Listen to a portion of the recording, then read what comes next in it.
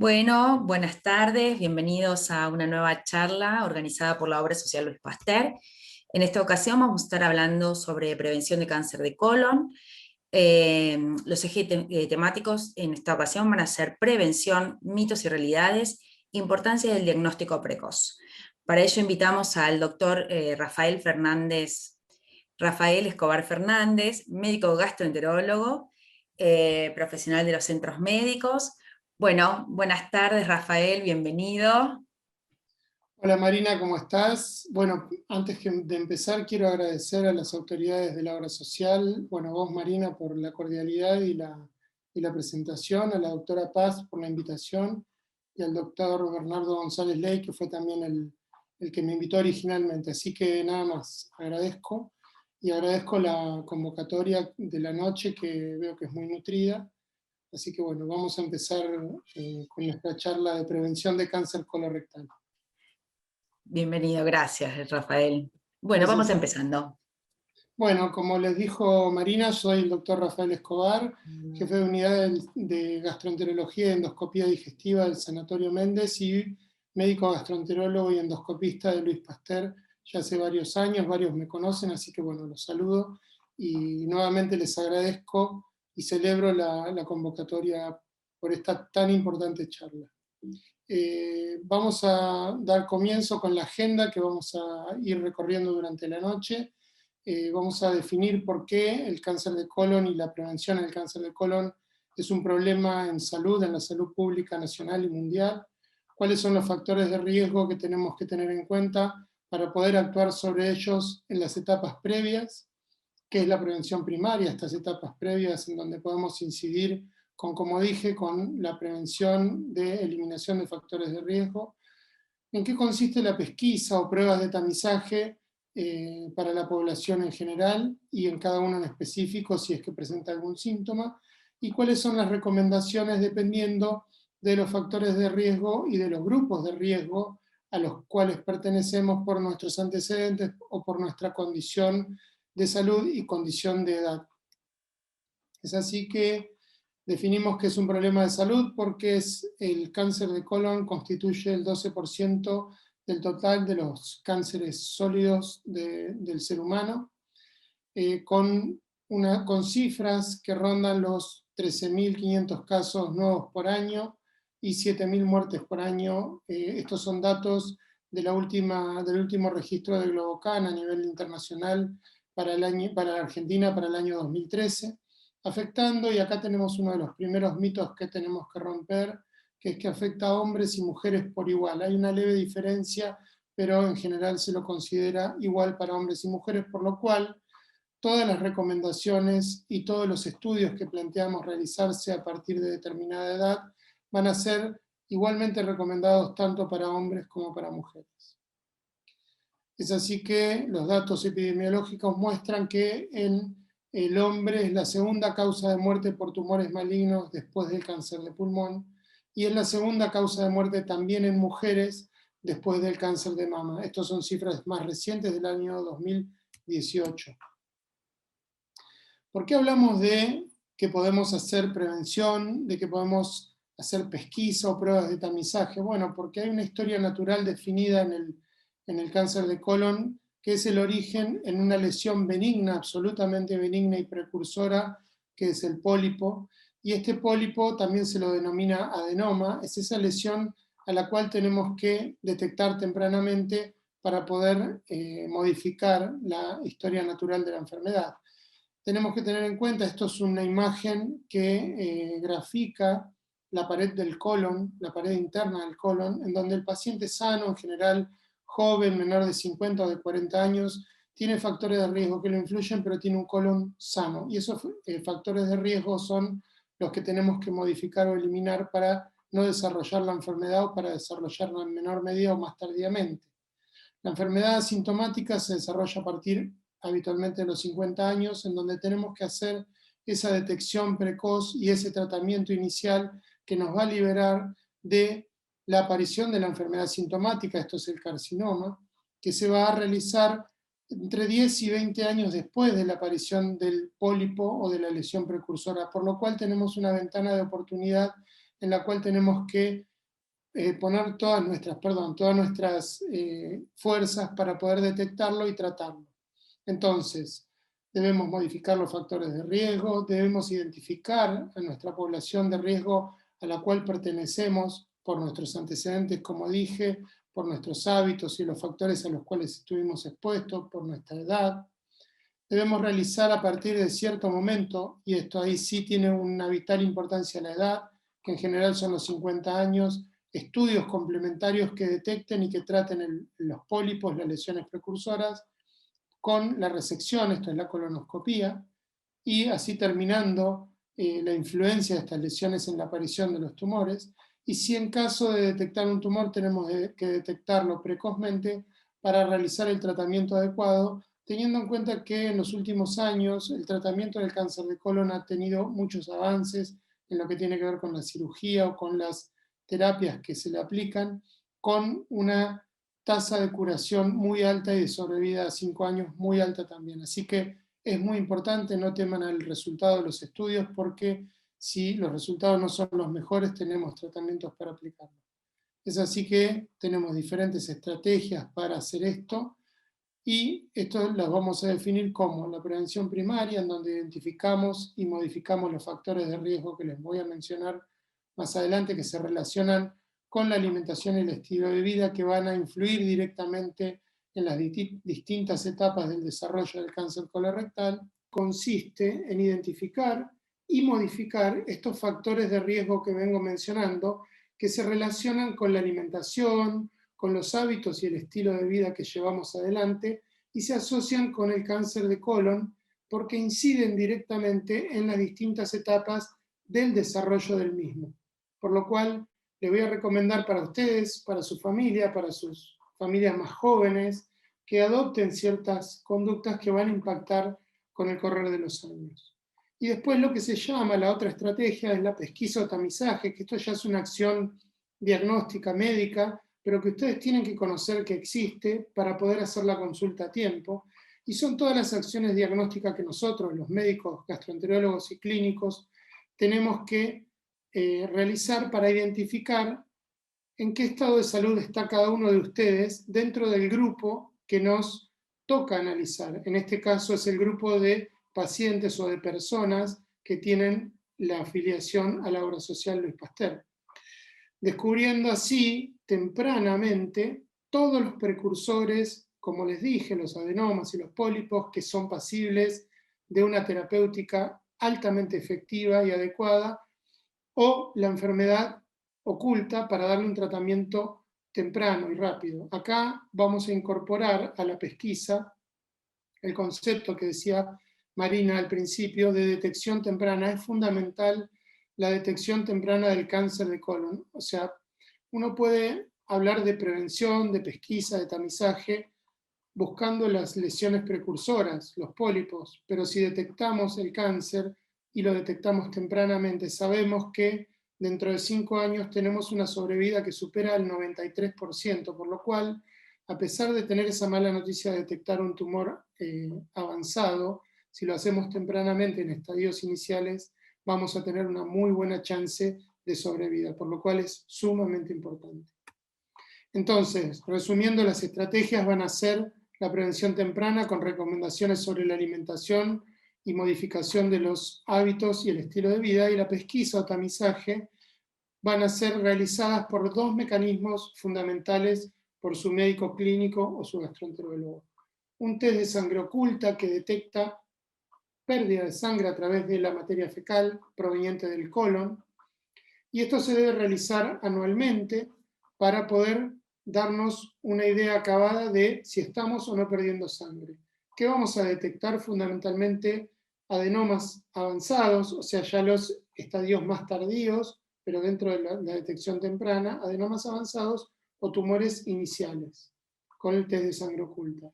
En cambio, con la colonoscopía, que permite la visualización completa del colon, vamos a ver los adenomas o las lesiones desde un estadio muy inicial. Así que bueno, son los dos métodos de pesquisa o de tamizaje que tenemos que discutir con nuestro médico, cuál es el que estamos dispuestos a llevar adelante por todo lo que llevamos dentro nuestro, nuestras enfermedades previas, las cirugías a las que estuvimos expuestos, las características de nuestro origen étnico. Hay muchas cosas a tener en cuenta que hay que discutir con el médico para elegir en forma adecuada cuál es el mejor método.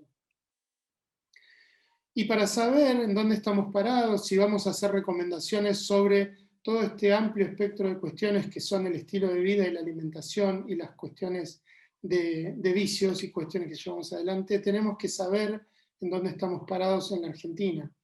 Hay algo que se llaman encuestas nacionales de factores de riesgo que se realizan anualmente o bianualmente y nos dicen cuáles son nuestros hábitos. Esto se realiza a nivel nacional y es muy importante tenerlo en cuenta. Esto que les muestro son datos de la encuesta de 2018 y les voy a hacer referencia en relación con cómo fueron evolucionando desde 2013 hasta 2018. El sobrepeso y la obesidad contamos con el 61,6% de la población con sobrepeso o con algún grado de obesidad. Esto es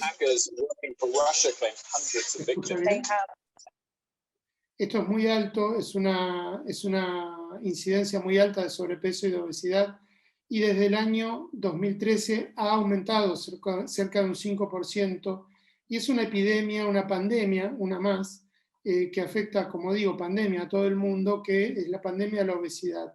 Por eso tenemos que prestarle mucha atención y tenemos que hacer mucho hincapié en nuestras familias para evitar el sobrepeso.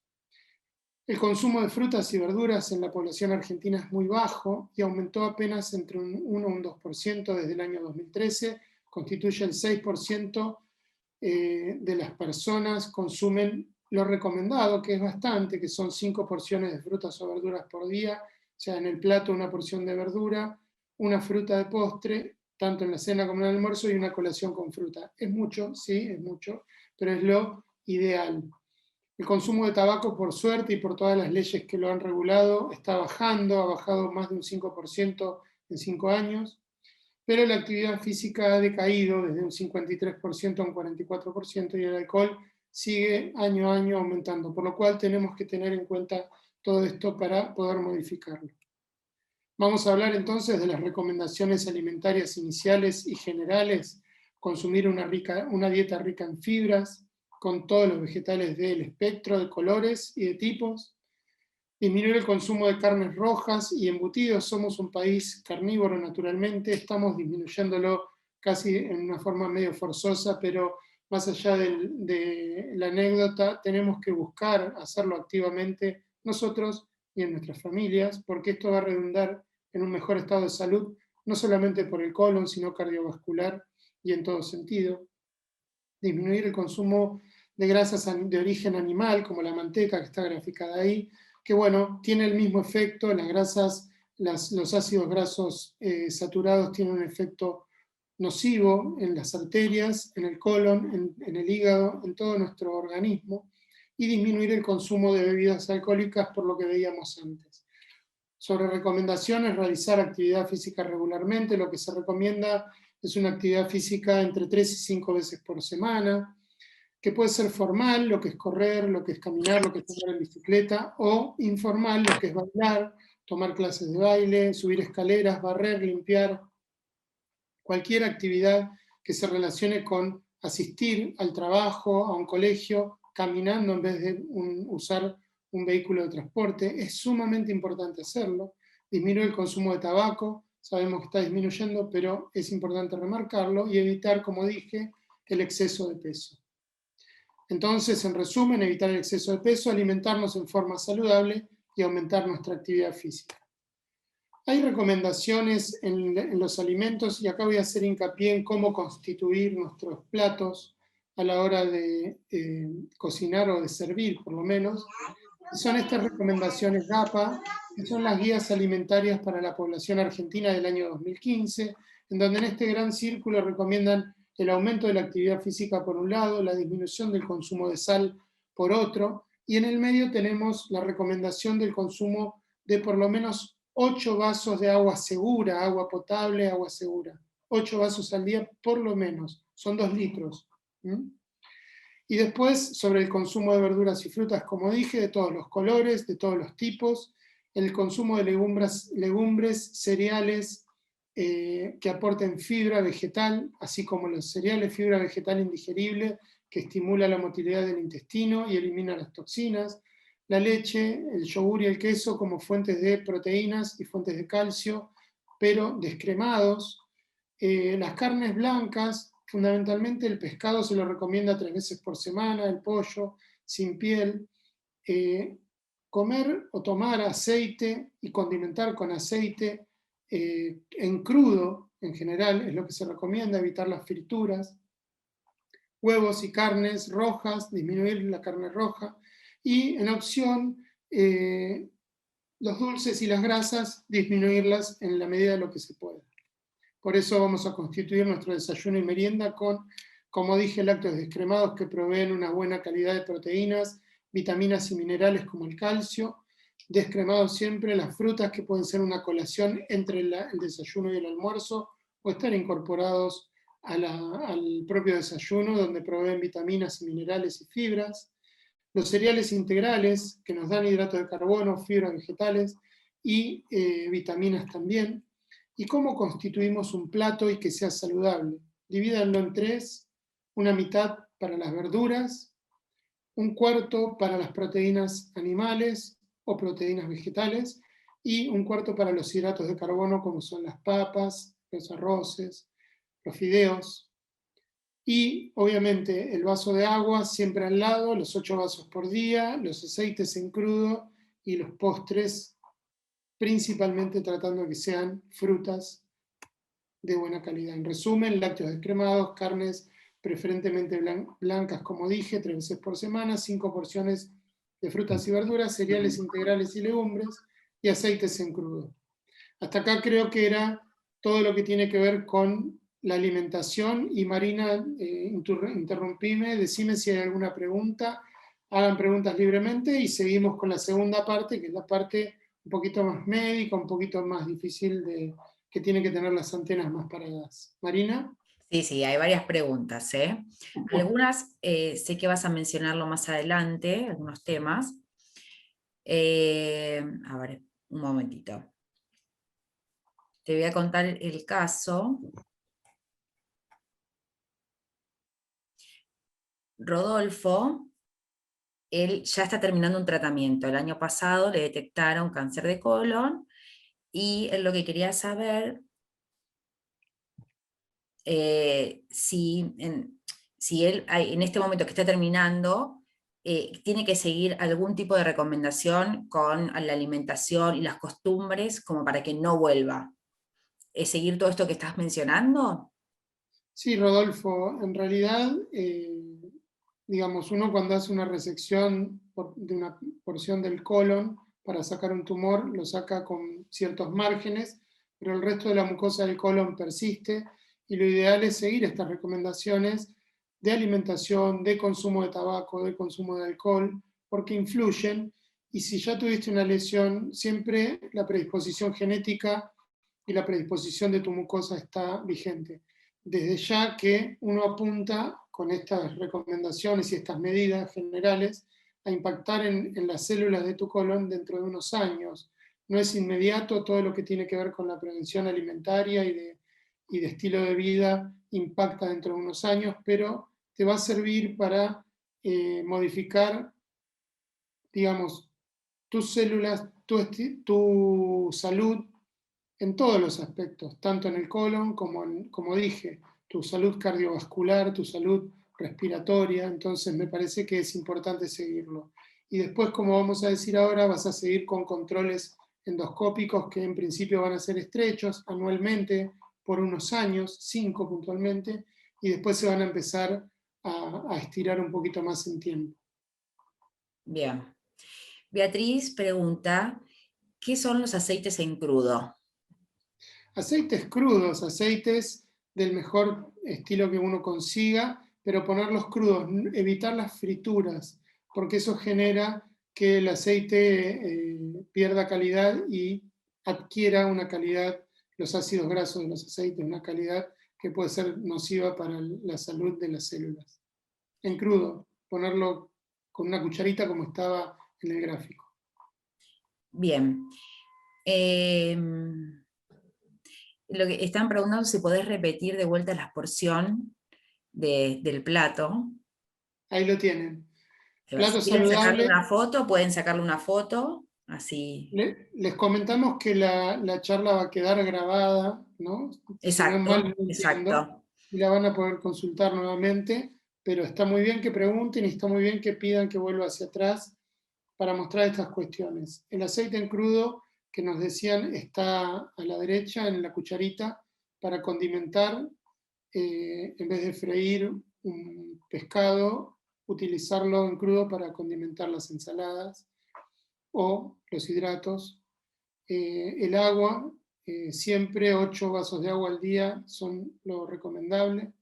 Las verduras que ocupen la mitad del plato, y esto si uno lo toma sistemáticamente va a lograr el impacto en el colon y en la salud digestiva que necesitamos lograr en el tiempo. Todas las costumbres son muy difíciles de adquirir, pero cuando uno las adquiere son muy difíciles de sacar. Entonces, me parece que si uno lo hace sistemático por un tiempo, va a adquirir la costumbre de siempre ver algo verde, siempre comer algo vinculado a las verduras. Las proteínas, no es casualidad que se ponga una carne blanca en ese plato porque es lo ideal. Las carnes rojas tienen mucha grasa y cuando uno cocina una carne roja, lo ideal es, si la cocinó y tiene grasa, sacar la grasa que se cocinó, que se frió en su mismo aceite, sacarla y comer la parte roja. No hay problema, tratar de que sean cortes magros en la medida que uno pueda comprarlos, pero sacando la grasa. Y los hidratos de carbono no está mal comerlos, a veces uno piensa que engordan, que hacen mal, no, deben ser parte de la dieta, pero tienen que ocupar ese cuarto de plato, no más que eso, para poder así evitar el sobrepeso. Y el postre, si tenemos un espectro de postres amplio, tratemos de cerrar ese espectro a lo que son las frutas crudas, las frutas para poder adquirir sus vitaminas y minerales, ¿sí? Bien. Claudia pregunta, cuando incorporar más frutas y verduras trae más distensión, gases y diarrea, ¿cómo se hace? Eso es un clásico y es una recomendación mía de, en el caso de la dispepsia o la distensión, uno empezar a sacar lo que fermenta, quizás eliminar lo que tiene gran cantidad y gran aporte de productos que fermentan. Por ejemplo, las coles, evitarlas, quizá comer e ir probando dentro de lo que uno consume, más la zanahoria rallada en crudo, el tomate, la palta, y no tanto grandes cantidades de coles, la berenjena, los granos, las semillas, porque las semillas en general, muchas de ellas, como el poroto, que es el ejemplo clásico de nuestra infancia, que los porotos producen gases, van a producir distensión. Todas las semillas que tienen 2 cotiledones de almidones, siempre eso va a generar algo de fermentación y algo de gases. Entonces, si esto se vincula a la distensión que mencionan, y bueno, siempre va a ser un poquito más difícil consumirlo. Por eso hay que hacer una búsqueda dentro de las verduras, cuáles son las que menos fermentan en uno. La flora bacteriana personal de cada uno es la que influye en esto. Entonces, ¿qué tolero mejor? Tolero mejor las hojas en crudo y no las tartas. Si bien la hoja en crudo tiene más fibra o una fibra más dura que la hoja hervida, sí, la calidad de la hoja hervida es mejor para lo que es el estímulo intestinal, pero la cantidad de una hoja hervida en una tarta es enorme, son muchas hojas, y en una, como siempre digo a mis pacientes, en una ensalada que uno pone zanahoria, que uno pone tomate, y que uno pone 5 hojas de lechuga de mantecosa, de las porciones más centrales, que son blandas, las hojas más centrales, y ahí no va a tener mayores problemas, ¿se entiende? Así que creo que tomar esos recaudos es lo mejor. Bien, y ahora nos vamos al lado opuesto, porque hay casos, como el caso de Paola, ella tiene dórico colon, ¿está bien dicho? Y entonces suele tener estreñimiento. Hace dieta rica en fibras y en general equilibrada, pero bueno, ¿cómo hace para mejorar esa calidad de las heces? Claro, la dieta rica en fibra te va a estimular, toda, digamos, para que entiendan, La fibra vegetal es indigerible para el ser humano porque está constituida en general de celulosa, y el ser humano no tiene esa enzima que lo ayuda a digerir la celulosa. ¿Qué es la celulosa? Es ese film que tienen las hojas, es ese film que tienen las arvejas alrededor y el maíz, que si uno no lo muerde, el maíz sale entero, porque no tenemos la capacidad de entrar por ese film, es como si fuera plástico para nosotros. Y la presencia de esa fibra vegetal en el intestino lo estimula a expulsarla, porque sabe el intestino que no la va a utilizar. Entonces es lógico que la fibra estimule la motilidad colónica. Y también, por una cuestión osmótica, atrae agua hacia el intestino. Entonces aumenta el volumen de la materia fecal, estimula la motilidad intestinal y hace que la materia fecal sea más blanda. En el caso del dólico colon, es una variante del colon que es más larga o que es larga y a veces el estímulo vegetal no es suficiente. Entonces quizá ahí tengas que hacer una consulta médica para ver si no hay que medicarte con alguna de las medicaciones que hay disponibles sin entrar en lo que son los laxantes, irritantes, para poder estimularte y que vayas bien al baño. Por ejemplo, las fibras que son de producción farmacéutica, fibras sintéticas como el polietilenglicol, que es lo que se usa en las preparaciones del colon para la colonoscopía, pero que se fragmenta y se utiliza en sobres diarios. El polietilenglicol es una fibra indigerible que atrae mucha agua y hace que vayas al baño. Quizá con eso sea la solución. Bien. Acá están preguntando cómo les voy a enviar cómo pueden ver después la charla. A todos los que están anotados, así como les envié el link desde el mail de actividades, les voy a enviar en una semana el link para que puedan acceder a la charla, ¿sí?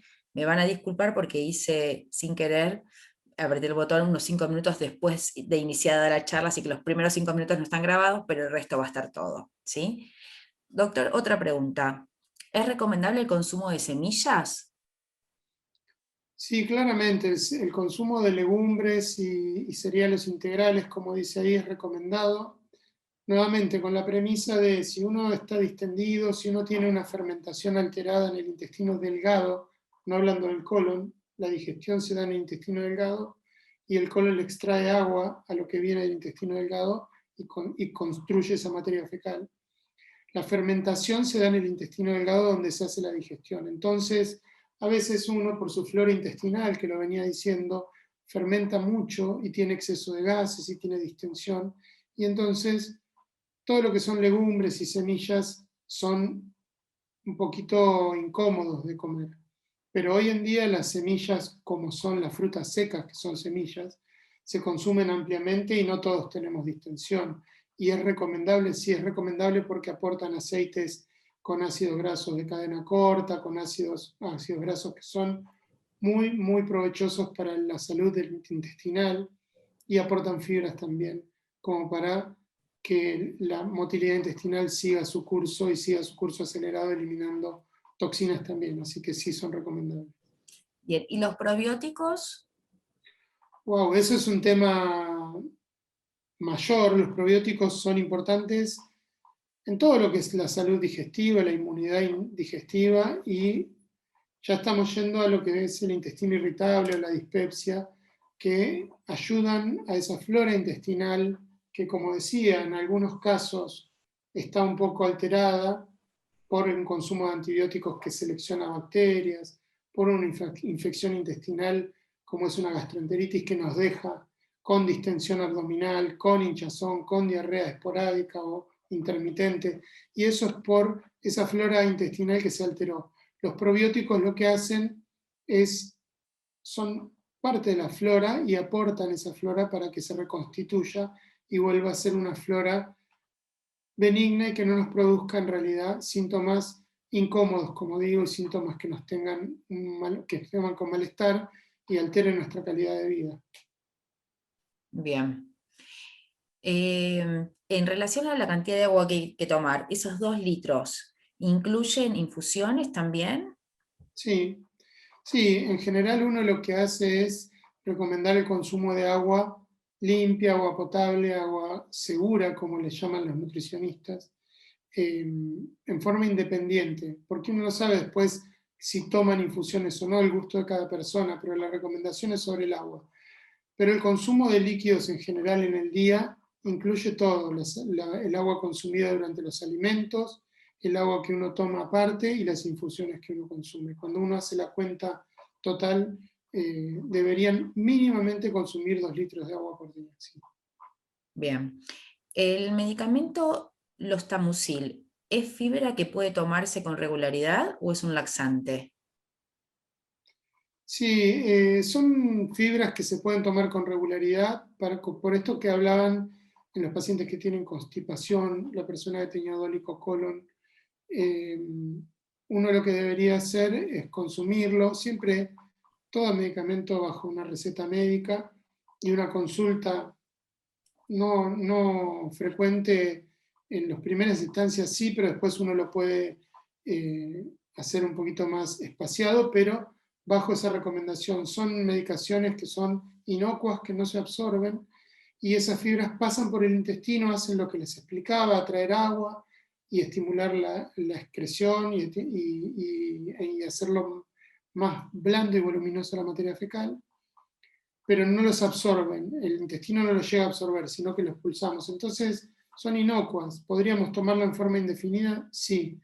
Siempre, como digo, consultando periódicamente al médico. Un profesional, perfecto. ¿La leche es mejor consumirla deslactosada?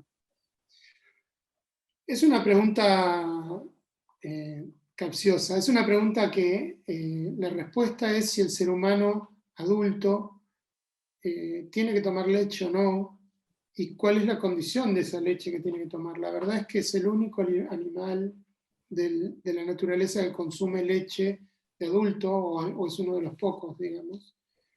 Y es muy lógico que un alimento cargado de proteínas, de hidratos de carbono y de grasas, que se usa para el crecimiento, en las bacterias intestinales que tanto venimos hablando, a veces genere fermentación, por lo cual los adultos, a partir de la segunda infancia en adelante, empezamos a ser intolerantes a la lactosa en alguna medida. Por ejemplo, nos producen gases, nos producen cólicos, nos hinchan, nos dan diarrea, hasta que hay gente que no la tolera para nada y hacen en un porcentaje muy bajo reacciones alérgicas. Es muy bajo el porcentaje. Pero un 65% tenemos cierto grado de intolerancia, por lo cual es recomendable, si tenemos esa intolerancia, tomar leche deslactosada como primera medida. Como segunda medida, si no la toleramos, es recurrir a lácteos más sólidos, desde el yogur firme en adelante hacia los quesos, porque se sabe que el proceso al que es sometido el lácteo hace que lo toleremos mejor. Así que Bien. bueno, esa es la respuesta. Bien, bueno, hay varias preguntas en relación a los controles y demás que Eso es lo que las voy a vengo dejar ahora. para un ratito porque sé que vienen en las próximas diapositivas. Así que bueno, Bien. podemos avanzar, Rafael. Bueno, hasta aquí lo que fue vinculado a toda la prevención primaria y a exponer el problema de salud que constituye el cáncer de colon. A la hora de elegir, ustedes tienen que elegir una prueba de tamizaje, y esto es una pregunta también que se le da al médico, ¿no? ¿Cómo elegimos esta prueba de tamizaje? Desde la óptica del paciente, tienen que conocer cuáles son los aspectos de cada uno de las dos pruebas fundamentales de tamizaje para tomar una decisión por lo menos interna y comunicársela a su médico. Mira, a mí me parece que podría esperar, podría hacer esto mientras espero lo otro. Van a sacar sus conclusiones en base a lo que les vaya diciendo. Igual yo les voy a dar mi opinión al final de todo esto. Lo primero que tenemos que hacer para poder elegir una prueba de tamizaje es definir el grupo de riesgo al que pertenecemos, del grupo de riesgo de cáncer de colon al que pertenecemos. Los grupos de riesgo se dan por los antecedentes familiares y la edad, básicamente, ¿sí? Entonces, lo vamos a definir en 3 preguntas fundamentales para que ustedes lo entiendan bien. Y disculpen la letra que le pusimos. Ahí está. La primera pregunta y básica es si uno tiene más de 50 años. ¿Usted tiene más de 50 años? Sí. ¿Tiene antecedentes de cáncer de colon en la familia o propios? No, no lo tengo. ¿Y de pólipos? Tampoco. Esta es una pregunta que su médico debería hacerles, y si no se las hace, ustedes deberían tenerla muy en claro. Porque esto los posiciona en un grupo de riesgo que es el riesgo promedio, o sea, el riesgo bajo, el que tiene toda la población. El 75% de las personas tenemos este grupo de riesgo, riesgo promedio. Y se sabe que acá no hay influencia genética fuerte que determine que vayamos a tener un cáncer de colon tempranamente, sino que el envejecimiento de nuestras células hace que empecemos a formar estos adenomas, estos pólipos con el tiempo, y a partir de los 50, sin nuestros antecedentes, o sea, sin tener antecedentes y sin tener ningún tipo de síntoma, yo me siento perfecto, no tengo síntomas, cumplí 50, tengo que hacerme un estudio de prevención del cáncer de colon, que puede ser una sangre oculta o puede ser una colonoscopía. Ahora lo vamos a charlar, ténganlo en cuenta. En esta etapa, la gente que tiene bajo riesgo puede hacer las dos formas de prevención. La segunda pregunta es, tengo más de 40 años, ya bajamos la edad un poco, y tengo antecedentes familiares y personales o personales de haber tenido un cáncer de colon o haber tenido pólipos. ¿Qué hago? ¿En qué grupo de riesgo pertenezco? Pertenezco al grupo de riesgo moderado y tengo que empezar a los 40. Acá ya si tengo antecedentes tengo que consultar 10 años antes. ¿Por qué? Porque este grupo de riesgo moderado tiene un poquito más de riesgo que el grupo estándar, del grupo de riesgo promedio, un 15% más que el resto, pero tiene más riesgo, por lo cual tiene una carga genética que determina que antes podamos tener lesiones precursoras. Entonces tengamos que hacer los estudios más tempranamente. Y acá ya, a partir de acá ya solamente hablamos de videocolonoscopía. Ya no hablamos de sangre oculta, porque los pacientes que tienen un riesgo moderado y un riesgo elevado tienen que hacer solo colonoscopía. Así que bueno, alarma para los que tienen 40 años. ¿La alarma por qué? ¿Porque van a tener un cáncer de colon? No. Despreocúpense, porque tempranamente, un poco más tempranamente, van a desarrollar los precursores, el pólipo. ¿Correcto? Entonces, no se alarmen por esto. Y la tercera pregunta es, ¿tengo un diagnóstico de una enfermedad inflamatoria del intestino? Las enfermedades inflamatorias del intestino son la enfermedad de Crohn y la colitis ulcerosa, que quizás les sea familiar. Si la desconocen, no es lo que padecen ni tienen un familiar con esto. O tengo antecedentes familiares de poliposis. La poliposis son más de 30 pólipos, no de tener un pólipo. Un pólipo los pone en el riesgo moderado. Más de 30 pólipos o más de 100 pólipos son poliposis familiares que tienen una alta carga genética y esto los pone en un riesgo incrementado. El video está congelado de la segunda placa de... Perdón. Sí, ¿Escuchan? sí, se escucha. ¿Se congeló la imagen? No. A ver, Cristina, ¿vos Acá querías? no. Acá no. ¿Lo ven bien? Sí, vemos bien. Cristina, seguramente es un tema de conexión tuya, ¿eh? ¿Mía o de alguna No, persona? de María Cristina. A vos se te escucha Bueno. perfecto. Pero me asusté, por eso dejé de compartir para ver si era lo mío. No, se ve bien. Debe ser un tema de Cristina. Cristina, lo vas a poder ver en la grabación, lo vas a ver perfectamente, no te preocupes. Entonces, si tenemos un diagnóstico de una enfermedad inflamatoria del intestino o antecedentes familiares de una poliposis, que son dos entidades muy concretas y que vamos a conocer, no es que nos la tienen que contar, lo vamos a saber, estamos dentro del riesgo incrementado. Y acá tenemos que consultar inmediatamente, ya no hay una edad que ponga ahí, sino que tenemos que consultar inmediatamente para saber qué hacer. ¿Cuáles son las dos estrategias para tamizaje del cáncer de colon? Bueno, uno es lo que se ve arriba en celeste, que es el tamizaje con test de sangre oculta en materia fecal, y lo otro es la videocolonoscopía. En este gráfico, léanlo con detenimiento, en donde decimos que el primer grupo de hombres y mujeres, dijimos que tienen el mismo riesgo, mayores de 50 años, sin síntomas y sin antecedentes, ¿pueden hacer el test de sangre oculta? Sí, pero si miran por detrás, también pueden hacer la colonoscopía. Y acá es donde ustedes pueden tomar una decisión de decir, mira, yo todavía quiero hacer la sangre oculta porque prefiero esperar un año por la pandemia, por el factor que sea, y después hago la colonoscopía, se lo transmiten a su médico, lo debería dejar asentado y ustedes deberían hacer la sangre oculta, como vamos a ver, en forma repetida anual. Y las personas que tienen un riesgo ya incrementado desde moderado a severo no pueden hacer sangre oculta, solamente van a videocolonoscopía previo a una consulta de la evaluación de los antecedentes y del riesgo. Siempre antes de tomar una determinación esa consulta tiene que estar, pero sepan que las posibilidades son estas. ¿Cómo se hace la sangre oculta? Esto es un kit que se tiene en un laboratorio. Ustedes llevan la muestra, que ahí se ve en la segunda parte, en donde se abre el kit, que es como un EVA-test, es un test de ese estilo. Se le pone un poquito de materia fecal y se lo cierra, se lo agita y se lo lee. ¿Cómo se lo lee? Como dice ahí, como un EVA-test. Negativo una rayita, positivo dos rayitas. Es muy sencillo. Entonces, esto nos pone en una situación de que asintomático, sin antecedentes, más de 50, me hago esto. Si es positivo, tengo que hacer la colonoscopía para saber por qué pierdo sangre. Si es negativo, se repite en forma sistemática anualmente hasta que uno decida dejar de hacerlo o hacerse la colonoscopía, que se repite cada 5 a 10 años, dependiendo de nuestros antecedentes.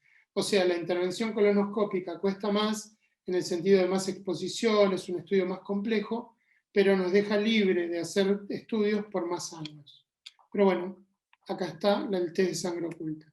Y la colonoscopía, cuyas características son que permite la visualización completa del colon, uno entra y ve todo el colon, detecta y remueve estos pólipos, estas lesiones iniciales, que esa cabecita redonda que se ve ahí con un palito blanco, lo estoy enlazando con un lazo eléctrico o no, y lo corto y lo saco, y lo analizamos como biopsia, y ahí nos va a decir si son adenomas, precursores, cuándo hay que repetir la colonoscopía. Si son pocos adenomas, se repite dentro de 5 años, tampoco hay que repetirla todos los años, sépanlo. La videocolonoscopía con polipectomía reduce significativamente la incidencia del cáncer de colon, resecando los precursores. Como vimos hoy, la fase inicial asintomática la tomamos, sacamos los pólipos, los cortamos, ya no los tenemos, por lo cual en 15 o 20 años no vamos a desarrollar ese cáncer de colon. Y es un estudio muy bien tolerado, muy seguro. Es ambulatorio, uno entra y en 3 horas se va a su casa, o 4 horas, o 2 horas, depende del lugar donde la haga. Se hace con sedación, no es una anestesia general profunda, es una anestesia general suave y superficial que solo induce al sueño y a la analgesia, no tener dolor, y requiere previamente una limpieza colónica que ahora voy a mencionar. Es sumamente importante la limpieza colónica para poder tomar ese lapso de 3, de 5 o de 10 años para repetirla, porque yo, si no limpio bien el colon, y como endoscopista lo digo, si no veo bien el colon, no les puedo garantizar que vengan en 5 años. Para hacerlo tiene que estar perfectamente limpio el colon.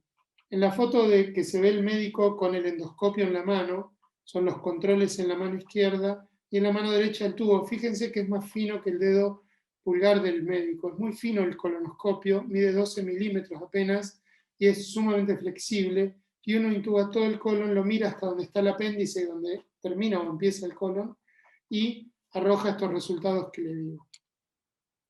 La preparación colónica o limpieza colónica, bueno, les puse de la misma marca todos los productos que hay. Quise graficar genéricamente que hay muchos productos, muchísimos, por lo cual pregunten cuáles son las distintas características de cada uno y cómo prefieren prepararse, pero la verdad es que todos requieren una ingesta de alto volumen de líquidos. Entonces, siempre me preguntan, ¿no hay una pastillita, no hay 2 pastillitas? Hay comprimidos mezclados con volúmenes de 2 litros, de 4 litros, pero todos requieren una alta ingesta de líquidos para poder limpiar el colon. Sepan genéricamente que el 25% de los pacientes tienen una limpieza colónica deficiente, que después nosotros vamos a completar en el estudio con la limpieza a través del endoscopio. Podemos lavar y completarla y eso va a reducir ese porcentaje significativamente, pero ustedes tienen que hacer su trabajo previamente para no encontrar residuos. ¿Y cuáles son esos residuos? Son los residuos vegetales, por lo cual cualquiera que se vaya a hacer una colonoscopia sepa que 3 días antes lo ideal es que no consuman ningún tipo de fruta o de verdura, porque eso es lo que va a dejar el residuo. ¿Cuáles son los factores que ustedes tienen que saber que si está dentro de sus características va a ser más difícil la limpieza colónica y va a tener una peor respuesta? Bueno, en el hombre en general pasa esto, porque somos más gorditos, porque tenemos una pancita mayor, un colon un poquito más distendido. La edad avanzada, porque el colon es más lento en esa edad, las fibras musculares del colon lo hacen mover más lento y uno tiende a constiparse más, tolera menos líquidos. La obesidad también es un factor. La enfermedad de Parkinson y la diabetes porque actúan en forma negativa sobre el control neurológico del colon y hacen que sea más lento y se limpien peor, o el antecedente de tener una cirugía colorectal. En todos estos pacientes y en los que viven solos y que son de edad avanzada, se recomienda tener un acompañante y un refuerzo en la preparación. Ese refuerzo puede ser un laxante común, puede ser una ingesta mayor de volumen de líquido, o puede ser una dieta libre de fibras, como dije, de 3 días previos o 4. Conceptualmente, los dos tipos de pesquisa reducen la incidencia del cáncer colorectal y reducen la mortalidad por la enfermedad, por lo cual cualquiera de las dos elegidas adecuadamente son una fuerte recomendación médica, ¿sí? Por lo cual concurran. La mala noticia, me permito la gracia, es que en esa encuesta de factores de riesgo, pero en la de 2015, se vio que el 25% de los argentinos solamente se ha realizado estudios de colon, por lo cual tenemos que hacer hincapié en asistir a la consulta, a nuestra obra social, que también nos atiende y nos brinda médicos que le pueden hacer esto y que nos van a dar una respuesta en este sentido. Así que me parece que la invitación está abierta y creo que la charla puede seguir en un consultorio en donde podemos identificar en cada uno individualmente cuáles son los factores a corregir y cuáles son los estudios a realizar. ¿Cuáles son otros estudios que se pueden hacer? Porque esto en general siempre lo preguntan. El colon por enema ha caído en desuso. Se usa en situaciones especiales, que es en el interior del país, en lugares donde no tenemos acceso a la colonoscopía. Es un estudio en el cual le ponían un enema, le inflaban el colon, muchos se acordarán de esto. Y la verdad que tiene un menor rédito diagnóstico de las lesiones, pierden muchas lesiones, no es lo mejor hacer. La colonoscopía virtual, en cambio, sí se la puede hacer, y la colonoscopía virtual es un estudio que se hace por tomografía, que no es terapéutica. Si veo un pólipo tengo que hacer una colonoscopía común, por lo cual los resultados anormales se deben evaluar con colonoscopía común. Lleva una preparación colónica, así que me parece que está solo su utilidad dejada de lado y llevada a lo que es la colonoscopía convencional incompleta, que no puedo llegar al final, que tengo un ángulo fijo que no me permite, o que pasó algo que no puedo llegar a atravesar. Bueno, hago una colonoscopía virtual para completar una colonoscopía fallida. Así que me parece que va por ahí la utilidad de la colonoscopía virtual. O en casos que uno no se quiera someter a una anestesia, la puede sugerir y también es válido. Me parece que es una alternativa que debía mencionarles. Así que bueno, cualquier pregunta, Marina, nuevamente te abro el bombardeo de las preguntas. Sí, hay un montón, pero bueno, creo que luego de estas diapositivas muchos ya encontraron la respuesta en cuanto a en qué grupo están para ver si tienen que hacerse controles y cada cuánto, ¿sí? Marina, Sí. Sí, quisiera poder hablar una pregunta A puntual, ver. porque mi caso es avanzado, si me permite. ¿Cómo es tu Quizás, no sé, nombre? le puede aportar también a la audiencia mucho. A ver. Doctor, tengo 47 años, me hice un colon por enema doble contraste y 3 videocolonoscopías. La última videocolonoscopía fue hace 3 o 4 años. Me sacaron un pólipo, tengo dolicocolon. Soy celíaca, pero sin síntomas. Y la consulta puntual es la siguiente, doctor. Yo hace 4 o 5 meses no voy al baño literalmente, solamente con enema todas las mañanas porque estoy molesta. Tengo recto lleno, la materia fecal tipo en círculos, a veces negra y a veces marrón oscura, pero no tengo motilidad intestinal desde hace 4 meses. ¿Sí? Tengo mi abuela materna, falleció de cáncer de colon a los 84 años. Mi padre tuvo cáncer de aparato digestivo, un tumor necrotizante en el estómago. Y mi abuela paterna falleció de diabetes. La pregunta es la siguiente. Yo hace 3 años fue mi última videoendoscopía. Videocolonoscopía. Frente a esta situación de constipación constante, como frutas y verduras de hoja no como. Como mucha zanahoria, calabaza. Mi desayuno es un plato de remolacha todos los días cortaditas, doctor, y 2 yogures. Soy de buen comer. Como las 4 comidas diarias, doctor. Y la verdad que estoy preocupada porque desde hace 4 meses ya le digo, no tengo motilidad, no, voy todos los días, me hago una enema, literalmente antes de ir a mi trabajo. Entonces, la verdad que ¿hay algún motivo por el cual esas características de las heces que le describo, algún problema en el intestino que pueda tener? Voy nuevamente a mi gastroenteróloga y le pido, porque la verdad que quisiera hacerme una videocolonoscopía nuevamente, porque no es normal. No es que soy una persona que no como, con la cantidad que como, doctor, soy de buen comer. Soy alta y delgada, o sea, no tengo problemas de gordura ni de nada. Pero son un montón de cosas que me encuentro en una situación preocupante, me estoy dejando estar, pero no es normal estar 4 meses con enema todos los días. Bueno, Laura, gracias por la Y bueno, consulta. nada, eso, doctor. Son Lo que me preocupa es que como bien, son como bien. Y me consultas puede ayudar. habituales estas, Laura. Sí. A ver, el antecedente, para ordenar todo, el antecedente familiar de un cáncer de colon en un familiar mayor de 60 años te pone en un riesgo moderado también. Sí, lo vi. El antecedente de un familiar con cáncer de estómago y de otros órganos también puede constituir un síndrome genético. Hay que hacer una consulta, no para hacer una colonoscopía, para ordenar todos tus antecedentes, para ordenar la medicación que estás tomando, o tomar medicación si no estás tomando. Y lo No otro tomo es nada, para doctor. y lo Nada otro estoy es para tomando. determinar si esa manera de ir al baño negro que mencionaste, es o no un trastorno del estómago, porque a veces ir al baño negro constituye un sangrado digestivo que se manifiesta por la oxigenación de la sangre a través de todo el tubo digestivo. Pero si en ese contexto está todo bien, hacer otra colonoscopía, creo que salvo que haya cambiado tu ritmo, si siempre fuiste constipada, no es lo ideal. Lo ideal es darte medicación para que empieces a ir al baño.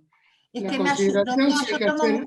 disculpe, yo tomo mucho mate, tomé muchos años de mi vida No, medicación. claramente que haces muchos esfuerzos Claro. para ir al baño, eso está claro. Ahora, si no es efectivo, te tienen que medicar. Y lo otro es decidir si hay que hacer o no una colonoscopía nueva después de 3 años de una colonoscopía previa. Y Power Free. Bueno. Después de una colonoscopía previa, 3 años, de una con polipectomía, lo que hay que ver son las características de tu colon, de tu colonoscopía, la llegada a ciego, la limpieza colónica, todos los factores que influyen y nos habilitan a nosotros a decir, sigamos esperando porque la colonoscopía fue muy buena y vio toda la mucosa del colon, podemos seguir esperando. Eso es una consideración más individual qué tenés que hacer con tu médica. Concurrí, consultalo y estaría bien hacerlo. Bueno, sí, me hice endoscopía alta también. Tengo hernia hiatal, endoscopía alta y videocolonoscopía la última. Bueno, sí, algo que me parece que es importante. Gracias, perdón. No, Laura, de nada. Algo que sí Gracias. me parece muy importante, a ver, aquellos que tienen antecedentes, como dice el doctor y demás, asistan a una consulta, no se queden con la duda, vayan, háganse los estudios que necesiten, contamos con una buena obra social que siempre contiene a los afiliados, así que ustedes, o sea, no somos médicos y para eso tenemos profesionales que son especialistas, así que, y cada cuerpo es particular también. Entonces ustedes ahí pueden hacer las consultas que necesiten en cuanto a alimentación, a controles, a ejercicio, porque hay muchos factores que pueden afectar. Así que en eso, así como dijo el doctor, es muy importante que vayan a las consultas y hagan o sea, las consultas particulares.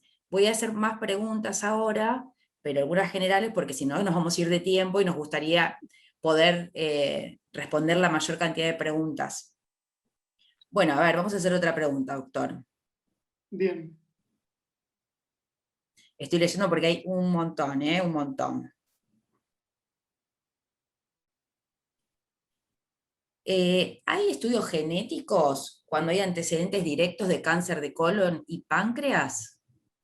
Sí, bueno, es un poco lo que quería decirle a Laura.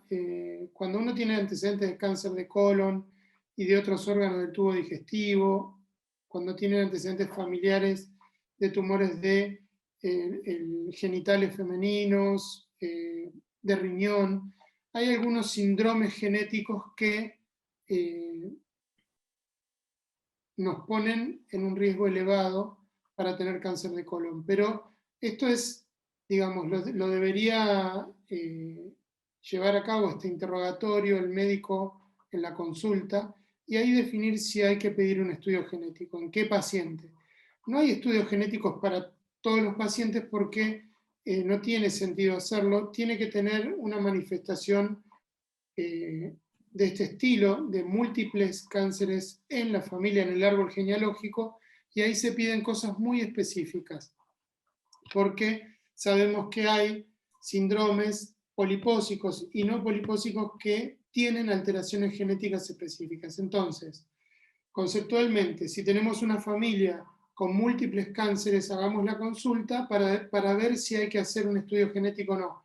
Lo que quiero desalentar es este concepto de por ahí venir y decir, quiero saber si puedo tener un cáncer de colon, hacemos un estudio genético. Eso no ocurre porque los paneles generales de cáncer de colon no existen. Existen los específicos para familias que son muy, muy escasos. El 1% de la totalidad de los cánceres de colon responden a ese tipo de genética. Son muy bajitos, entonces son muy específicos y salen de la consulta. No es una inquietud que tengan que tener. Bien. ¿Las hemorroides y los divertículos tienen alguna relación con el cáncer de colon?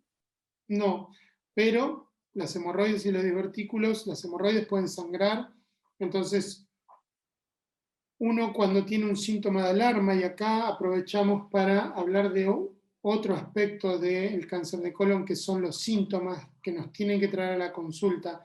Hoy nos centramos en la prevención primaria y la detección temprana. Esto es pacientes asintomáticos que por su edad, por su carga familiar, por sus hábitos, tienen que consultar.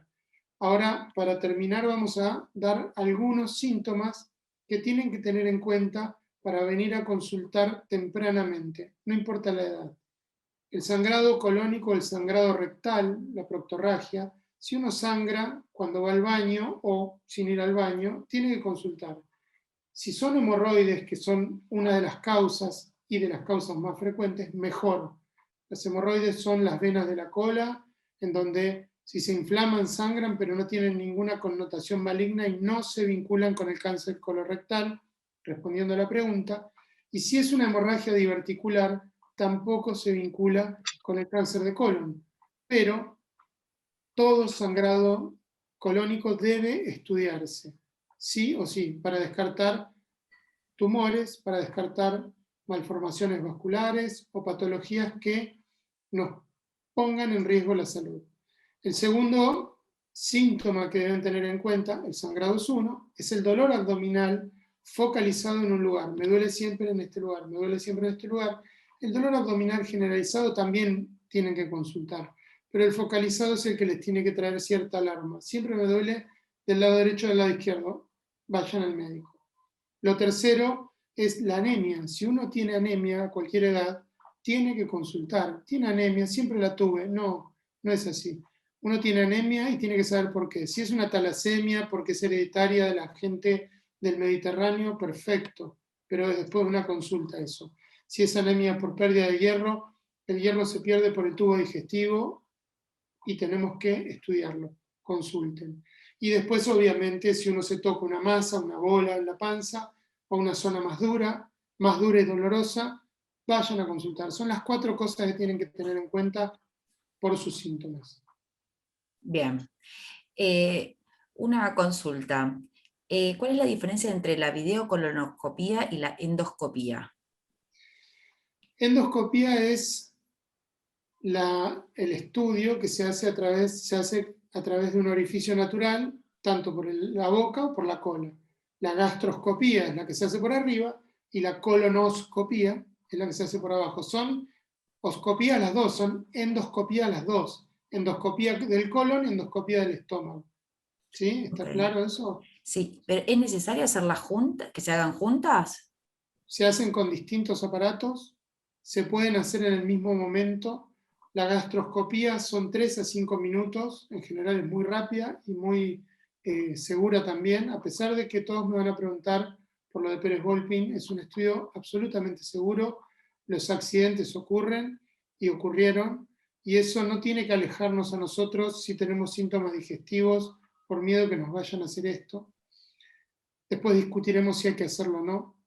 Y la colonoscopía se puede hacer al mismo tiempo. Primero se hace la gastroscopía, se cambia de equipo, se usa el colonoscopio para hacer la colonoscopía, que en 15 minutos está hecha, entonces en 20-25 minutos tenemos los 2 estudios hechos con la misma sedación. Ahora, ¿está indicado hacerlo en todos los pacientes? No. El paciente que se hace estudios de colon por prevención es del colon. El que tiene que hacerse un estudio del estómago se hace del estómago. ¿Hay pacientes que se pueden hacer las dos cosas porque tienen doble indicación? Sí, son muchos, sí, se puede hacer y lo vemos frecuentemente, pero no son 2 estudios que deban obligatoriamente hacerse juntos. Bien. Algo que mencionabas también es el tema de que muchos le tienen como un poquito de miedo a todo el preparado, y también por el tema de COVID hoy, ¿no? Que muchos dicen, no sé si arriesgarme y hacer... ¿qué nos sugerís en este caso?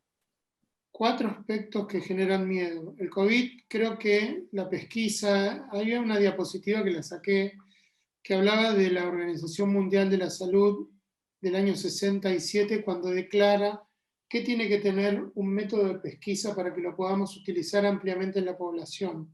Y eso es que el beneficio que da sea inferior a los riesgos a los que exponemos a los pacientes. Entonces, eso responde 2 de los miedos o 3 de los miedos que vienen con la colonoscopía. El miedo a la anestesia es absolutamente segura y uno no aplicaría un método de pesquisa a la población general en donde dormimos a los pacientes si los pusiéramos en riesgo importante. El riesgo a la colonoscopía y a lo que pasó con Pérez-Volpin y todo lo que vengo diciendo, si uno puede tener complicaciones, sí las puede tener, pero en un estudio de prevención son sumamente bajas y prácticamente despreciables. Y el riesgo del COVID, ¿está? Sí está. Tiene que hacer uno de los estudios de prevención si se siente bien, si está en pleno estado de salud y cumplió los 50 años. Lo recomendable en este caso es ver los casos en particular, la zona donde están. Nosotros vivimos en Capital en general. Lo recomendable es esperar a que pase un poco la pandemia, que estemos vacunados. Ya el personal de salud está vacunado casi en su totalidad, por lo menos donde trabajo yo, y eso es una arista de la seguridad. La otra es la gente. Los estudios están suspendidos en general en todos lados, por lo cual si uno tiene que hacerse una colonoscopía, los estudios ambulatorios se están haciendo porque no ocupan camas de internación. Entonces, estamos prácticamente solos en los quirófanos, por lo cual si uno tiene que hacerse un estudio por una sintomatología, hágalo. Ahora, por una prevención, prefiero que esperen, que se hagan un análisis de laboratorio, un test de sangre oculta en materia fecal, o un examen clínico bien hecho con un análisis de laboratorio, y esperar hasta que la pandemia aclare un poco, porque va a ser en breve, meses, y no es el mejor momento para hacerlo. Así que, desde ese punto de vista, prefiero que lo tomen con un compás de espera, ¿sí? Pero con la consulta hecha. Bien. Otra consulta de Sergio. ¿En la videocolonoscopía se extirpan todos los pólipos? Sí. A ver, si uno encuentra un número exagerado de pólipos, se puede hacer en 2 o 3 sesiones, depende del número. Hay una recomendación para los endoscopistas que después de 5 pólipos de cierto tamaño, que se sacan con calor y con lazos calientes, que son los más grandes, más de 5 pólipos no está recomendado. Entonces, ¿tenemos que sacarlos todos? Sí. ¿Los sacamos en una sola colonoscopia? Habitualmente sí. Hay casos muy especiales y escasos, hoy hice uno particularmente, en los cuales se hacen distintas sesiones, pero es muy raro eso. Los casos de poliposis o de muchos pólipos muy grandes, pero en general se saca todo. Y se deben sacar todos, porque en general casi todos pueden desarrollar un cáncer de colon con el correr de los 10 a 20 años que dije. Bien. Otro asistente pregunta, ¿hasta qué edad hay que hacerse los controles? Acá está muy bien que lo aclaren y agradezco mucho esa pregunta. Hay un tema de confusión. Yo fui coordinador hasta diciembre del Plan Nacional de Prevención y Detección Temprana del Cáncer Colorectal. Eso implica una pesquisa organizada para todo un país.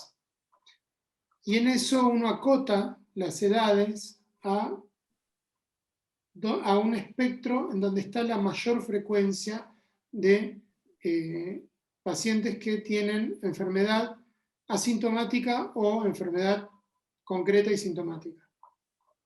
Pero ¿qué pasa? Ahí acotamos hasta 75 años. Algunos recomiendan hasta 80, depende del país, depende de la pesquisa. Quizá en Luis Pasteur digan, pesquisemos hasta los 80.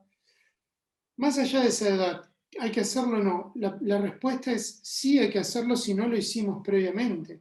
Si venimos haciendo desde los 50 años pesquisa con colonoscopía o con sangre oculta durante toda la vida, hasta los 80 años, pónganle, 75, 80 años, podemos dejar de hacerlo, consultémoslo con el médico y estamos autorizados a tomar una conducta de consulta más sintomática. Mira, yo a partir de hoy, 80 años, me hice la última colonoscopía, no la hago más, salvo que me aparezcan síntomas, sangrado, dolor, como dije, una masa abdominal o anemia. Si no me aparece nada de esto, prefiero quedarme lejos de los médicos, lejos de la consulta, lejos de la estrategia de estudios invasivos. Ahora, lejos de la consulta, y no es lo recomendable, siempre consultar, un buen examen físico nos aclara muchas dudas de los médicos, así que creo que la pesquisa activa sí podemos suspenderla en un momento, pero siempre depende de lo que hicimos hasta ese momento. Bien. Doctor, tengo muchas preguntas. Estoy tratando, porque también hay muchos agradecimientos. Entonces, doctor, usted a veces recomienda estos estudios se pueden hacer en consultorios, ¿no? No necesariamente hay que estar internado. No, los estudios se pueden hacer ambulatorios, que no es lo mismo. Hace un tiempo ya las prestaciones en consultorio, por una regla de las obras sociales y prepagas y de la Superintendencia de Seguros de Servicios de Salud, y el Ministerio, hay ordenanzas que hablan de que en los consultorios no se deben ni pueden hacer estudios, porque hoy en día se hacen en su mayoría con anestesia. Uh-huh. ¿Se pueden hacer endoscopías sin anestesia? Que sería otra pregunta. Sí, se pueden hacer, pero no es lo que habitualmente recomendamos. ¿Por qué? Porque son estudios mal tolerados, que no permiten la visualización tranquila de la totalidad del órgano que estamos viendo, sea una gastroscopía o una colonoscopía, por lo cual las colonoscopías se deben hacer todas con anestesia y en consecuencia todas en un ámbito que tiene ciertas características. Si es ambulatorio, es un ámbito de una sala de endoscopía que tiene un respirador, un amparo de la anestesia. O sea, si yo voy a anestesiar a un paciente, tengo que tener una serie de medidas preventivas, una caja de paro, cosas que nos prevengan de cualquier complicación. ¿Ocurren? No, es muy bajo, pero tenemos que tenerlo. Y en un ámbito, si no hospitalario, que ya nos da todo el soporte quirúrgico, de terapia intensiva y todo. ¿Pueden elegir las dos? Sí. ¿Qué es preferible? Bueno, una sobre otra para estudios de menor complejidad, diagnósticos exclusivos, o sea, una colonoscopía diagnóstica, un ambiente ambulatorio es más cómodo, más lindo entrar a un ámbito de una sala de endoscopía, que nos atiendan los secretarios, nos digan adiós, y si no en un ámbito de quirófano en donde nos atienden ya personal de salud más complejo, con más capacitado, en donde no, vamos a un quirófano, tenemos un área de recuperación específica, pero tenemos una seguridad mucho más alta. Perfecto. Consultorios, no. Bien. Beatriz había levantado la mano. ¿Vos querés hacer una pregunta, Beatriz? ¿Querés abrir el micrófono? Vamos a ver si pregunta. No sé, yo soy Beatriz, pero no sé si te referís a mí. No, me parece que era otra afiliada, ¿eh? Ah, ok, yo escribí nada más, ok. Bien, bien, bien. Y si no, María del Carmen también levantó la mano, si quieren hacer una pregunta.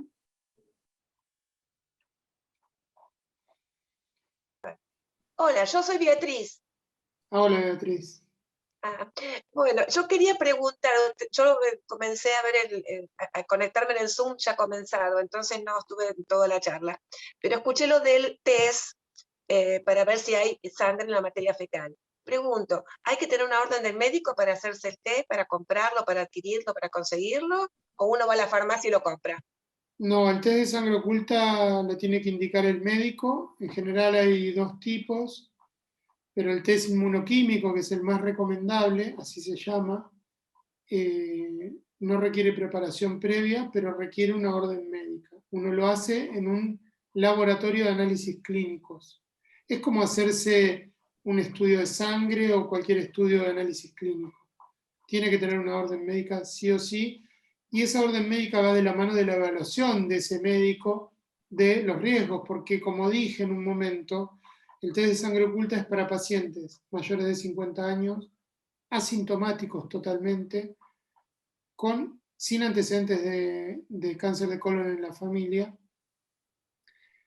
y esos pueden hacerlo. El resto deben hacer una consulta para colonoscopía. Bien. Gracias. Gracias. Acá la otra Beatriz que está, consulta, ella tiene que volver a repetirse el estudio, la colonoscopía, porque no le quedó limpio el colon. Siguió todas las indicaciones del profesional. Tomó sobres con la preparación durante 5 días antes con el desayuno. Durante 3 días mantiene la alimentación de frutas y verduras. Y aún así no quedó limpio. ¿Hay alguna otra recomendación para llegar bien al estudio? Sí, la dieta es sin frutas y verduras, no con frutas y verduras. Ah, quizás no come, dijo. No, perdón. No Sí, comió usted lo frutas dijo. ni verduras. Sí, Bueno. frutas, sí. Recomendaciones, laxantes, por ahí una dosis de laxantes previo al inicio de todo esto, y quizá incurrir ahí sí en las preparaciones que tienen más volumen de líquido, como es el Varex, el famoso bidón, que todos le temen. No me des el bidón, me dicen. Bueno, quizá recurrir a eso, tomarlo en 2 dosis separadas, 2 litros en un momento a la noche, 2 litros a la mañana, y hacer el estudio después del mediodía. Mi recomendación, las recomendaciones para aumentar la efectividad de la preparación es acercarse con el final de la preparación al estudio. ¿Qué quiere decir? Hacer la última toma del líquido 4 horas separado del estudio. ¿Por qué?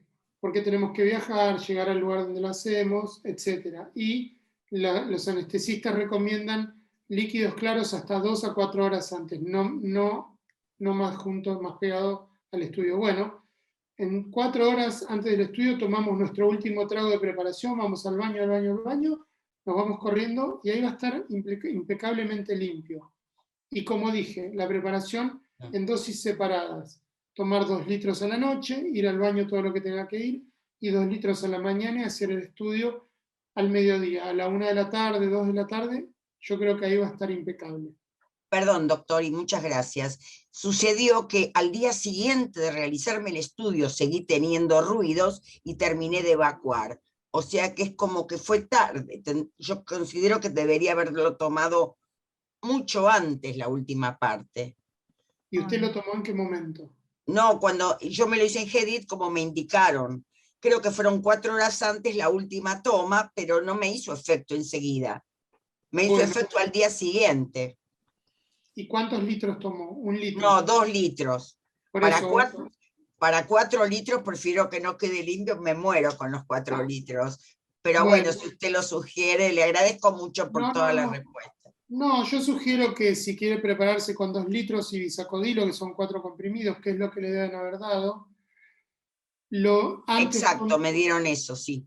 Bueno, compre el bisacodilo, que es un laxante habitual, y tómelo, esos 4 comprimidos el día anterior, y el día previo o a la mañana del día previo, tome otros 4. O sea, tomar 4 comprimidos a la mañana, después tomar 4 a la noche y el líquido, el primer litro de líquido, y el segundo litro de líquido de la mañana y al mediodía al estudio. O sea, dar un refuerzo de comprimidos. Tengan en cuenta que muchas veces, cuando uno tiene muchos divertículos, los divertículos son unas bolsitas que se forman en la pared del colon. ¿Sí? Por debilidad de la mucosa se hacen como unas bolsitas. No traen ninguna complicación, salvo que se infecten o se inflamen, pero en general no pasan porque gran cantidad de gente lo tiene y se inflaman pocos.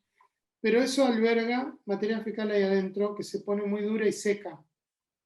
Cuando uno se prepara, limpia el colon, efectivamente, seguramente es lo que debe haber pasado, y cuando está todo el colon limpio, los divertículos se empiezan a vaciar y sacan toda esa materia fecal de adentro y vuelve a ensuciarse el colon. Entonces por ahí pasa eso, por lo cual es importante hacer esas dosis separadas de limpieza y aumentar un poco el volumen de líquidos que uno toma. Bien. Otra consulta, doctor.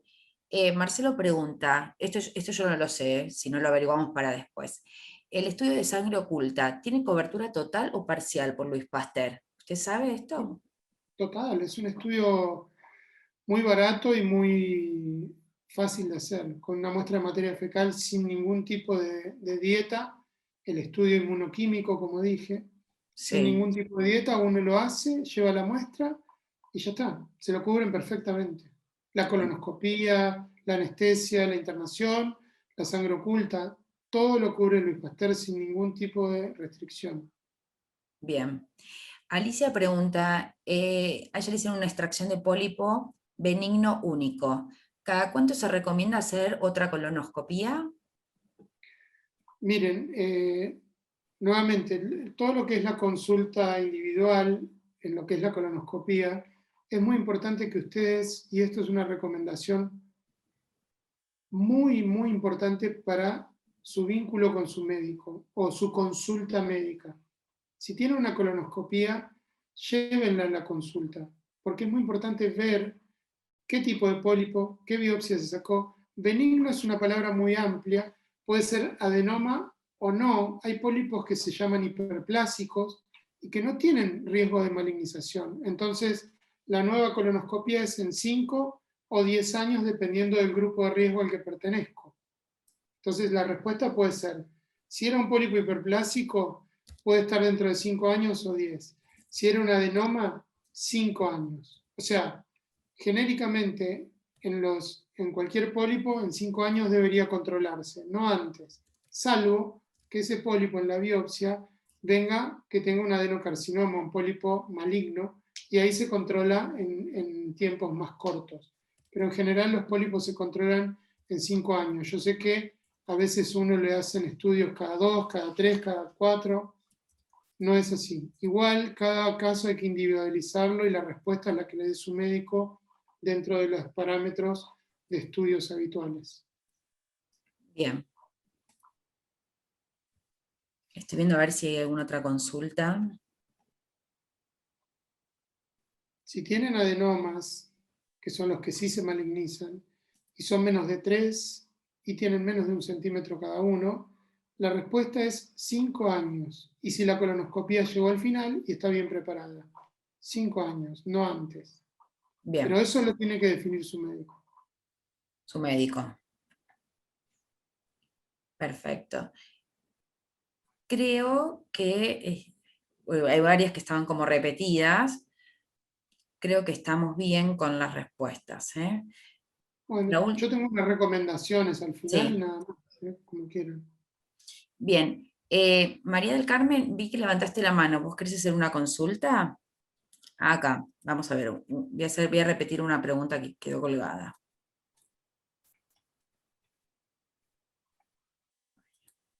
Perdón que sí, es tanta cantidad.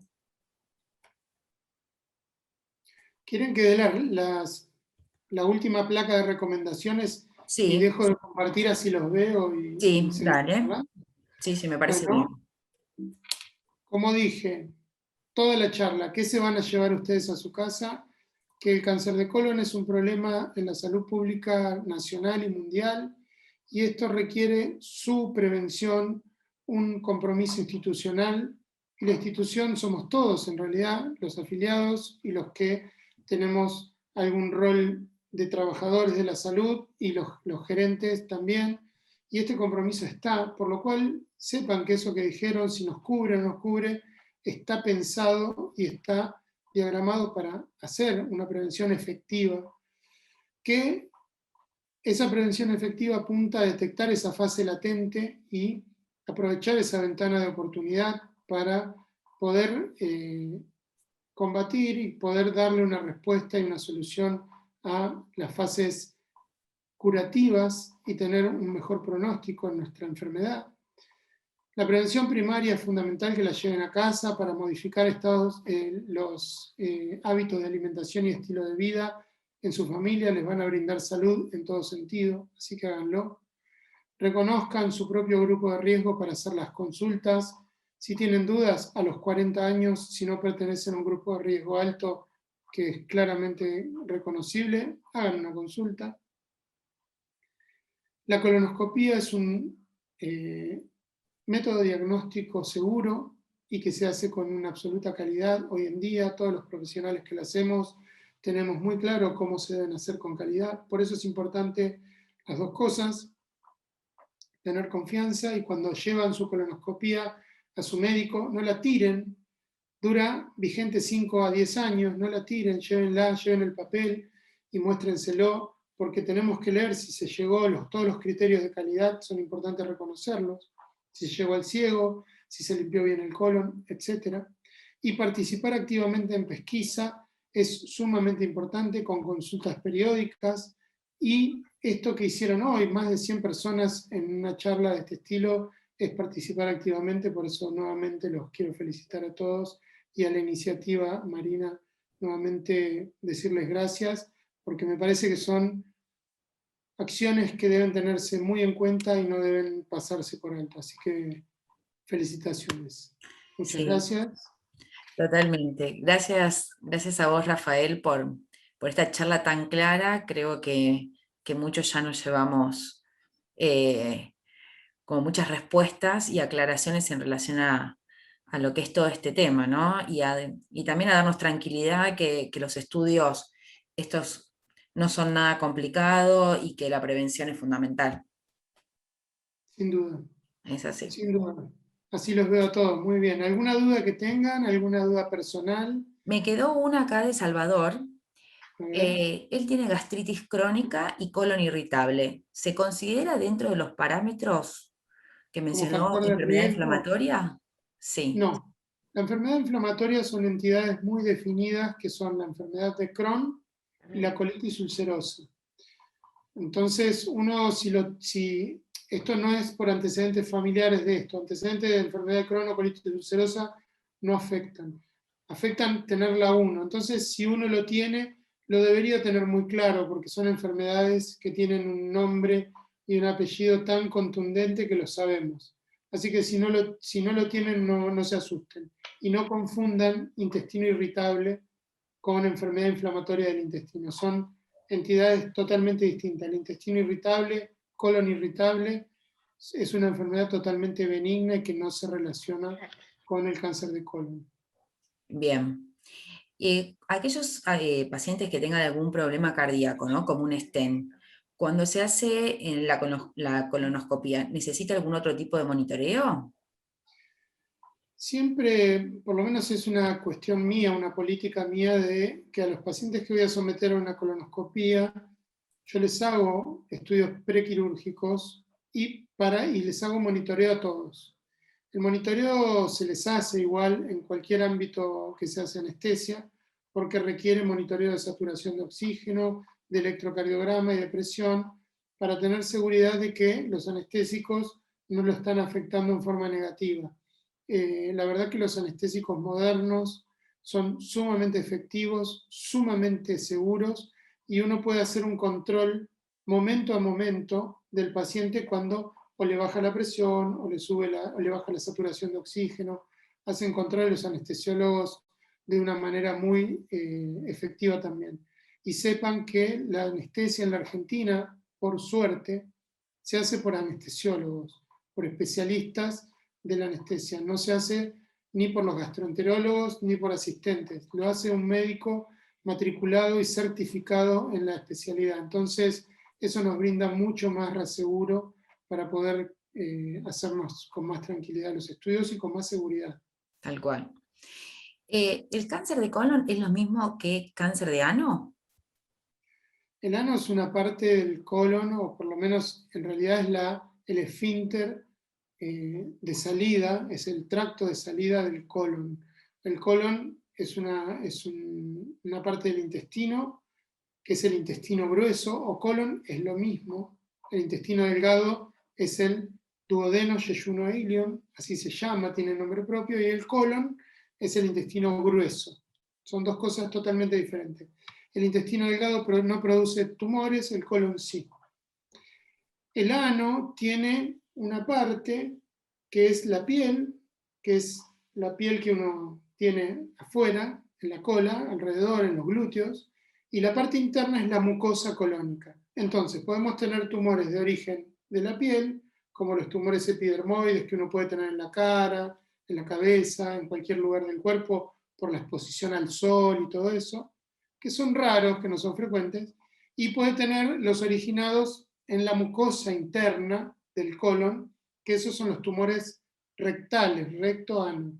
Ese es el cáncer colorectal, por eso se llama colorectal. Cáncer de recto es una entidad aparte que hay que también tenerla muy en cuenta, por eso los sangrados se estudian todos, absolutamente, a pesar de que puedan provenir de un hemorroides que viene del ano, ¿sí? Para detectar estas cosas. Pero es un tipo de cáncer de colon, sí. Bien. Bueno, creo que sí que ya estaríamos terminando. ¿A alguien más le gustaría hacer una pregunta? Se fueron aclarando todas las dudas. Luis está queriendo Levantó hablar. la mano. Está muteado, Luis. Ahí está. Sí, gracias por darme la oportunidad. Y muy breve. Yo tengo 66 años y hago controles, chequeos anuales desde hace más de 30. Entre ellos, ya me hicieron 2 videocolonoscopías y de hecho ya debía hacerme una hace 2 años, porque ya hace 11 que no de la última que me hice, pero la fui posponiendo, una hora por la pandemia y la otra porque en el último chequeo, digamos, que me habían hecho en el año 2017, a raíz de una insistencia mía, y a raíz de que en una ecografía renal me detectaron arenilla, bueno, todo eso desembocó, para hacerla rápido, en que me tuvieron que extirpar un quiste de uno de los riñones. Quiste pequeño, pero que resultó ser al final un tumor. No estoy haciendo ningún tratamiento a excepción de controles semestrales de imágenes y análisis, nada más.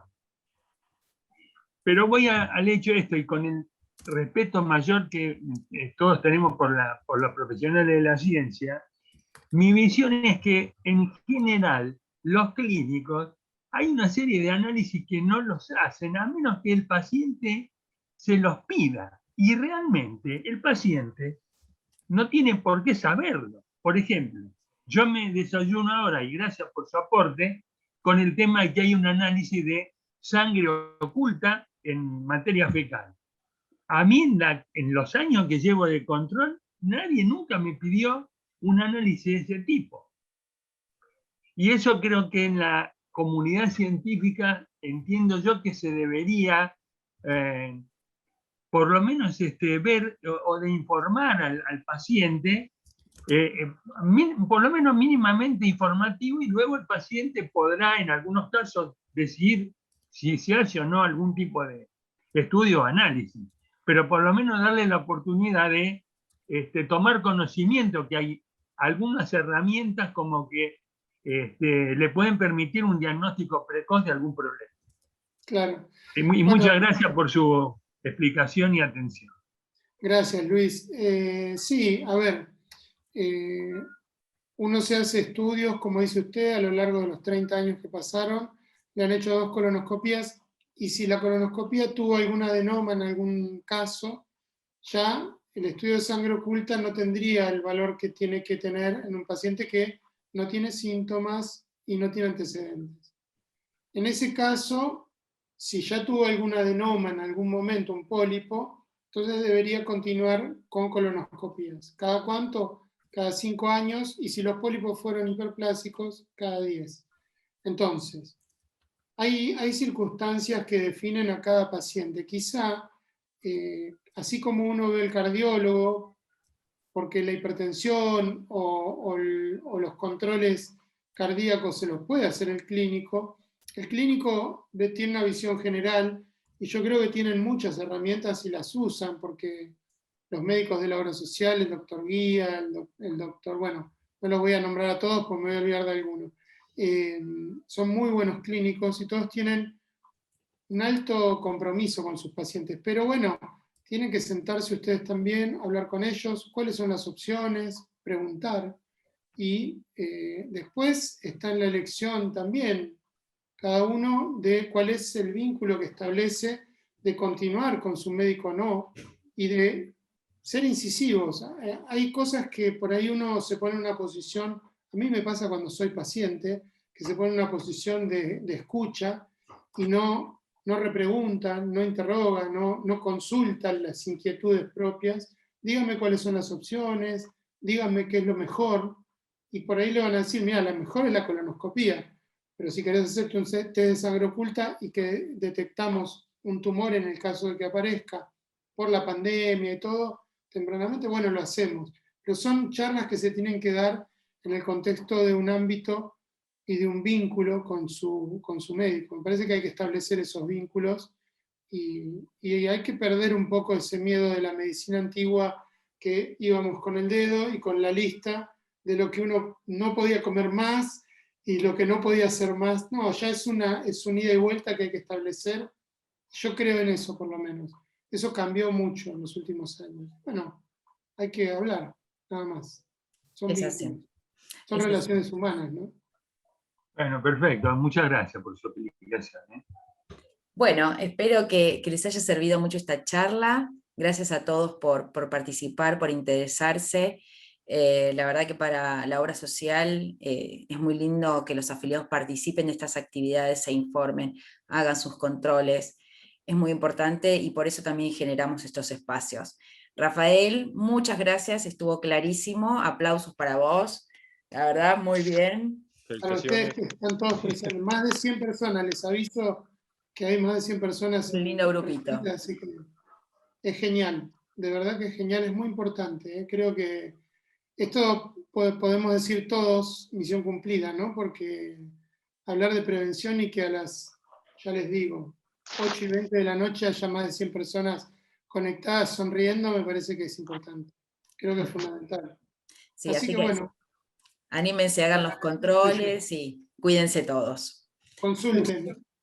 Muchísimas gracias, doctor. Bueno, Sí, muchas gracias a todos. Hasta luego. Gracias. gracias. Buenas noches para Gracias, todos. doctor. Muchas gracias. Gracias y felicitaciones. Felicitaciones. Muy claro, Muchas muchas gracias. gracias. Sí, sí, muy claro, hemos aprendido algunas cosas nuevas.